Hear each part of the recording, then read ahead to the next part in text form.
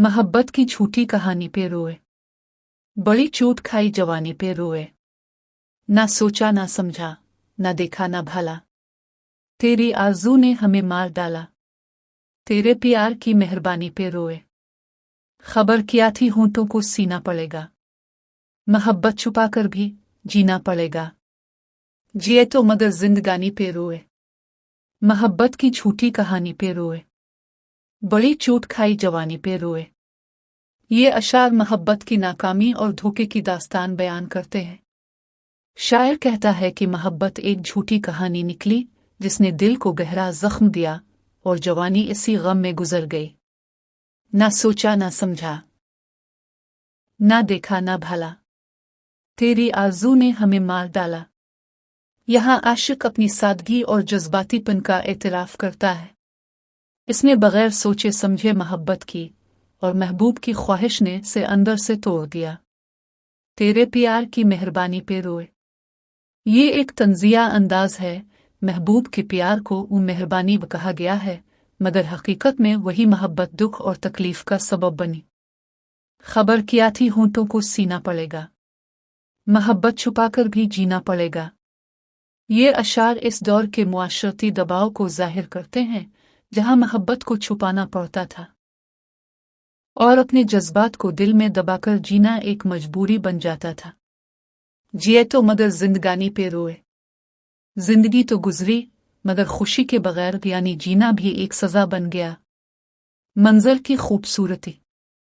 इस गाने में मधुबाला की आंखों का दर्द, कैद की फिजा और मोहब्बत की बेबसी सब कुछ मिलकर एक ऐसा मंजर बनाते हैं जो आज भी देखने वालों को राला देता है।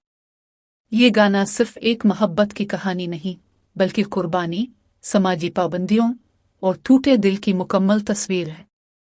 यही वजह है कि ये गीत आज भी सुनने वालों के दिलों को छू लेता है। ये फिल्म 1960 में रिलीज हुई। इस फिल्म में मोहब्बत, बादशाहत, कुर्बानी और बगावत की एक अजीम दास्तान पेश की गई है।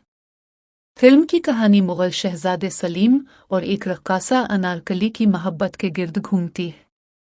शहजादा सलीम दिलीप कुमार अनारकली मधुबाला से मोहब्बत करता है, मगर बादशाह अकबर पृथ्वीराज कपूर इस रिश्ते को कबूल नहीं करता।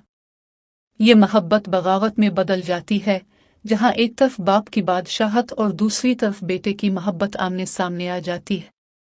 मधुबाला ने अनारकली के किरदार में दर्द, मोहब्बत और कुर्बानी को खूबसूरती से पेश किया। दिलीप कुमार ने शहजादा सलीम के किरदार में संजीदगी और जज्बात की गहराई दिखाई।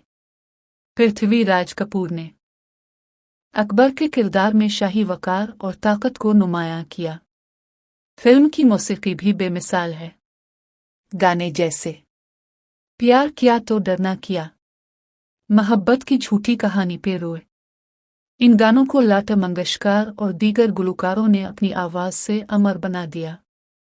शानदार सीट और लिबास, तारीखी कहानी की भरपूर पेशकश, जज्बाती मुकालमे, लाजवाब मौसीकी। ये फिल्म अपने वक्त की सबसे महंगी और कामयाब फिल्मों में शुमार होती है। मुगल आजम सिर्फ एक फिल्म नहीं बल्कि मोहब्बत, कुर्बानी और तारीख का एक जिंदा शाहकार है जो नस्ल दर नस्ल लोगों के दिलों पर राज कर रहा है। नाजरीन, चैनल को सब्सक्राइब करें, दोस्तों में शेयर करें। शुक्रिया। हमेशा मुस्कुराते रहिए। अल्लाह निगहबान।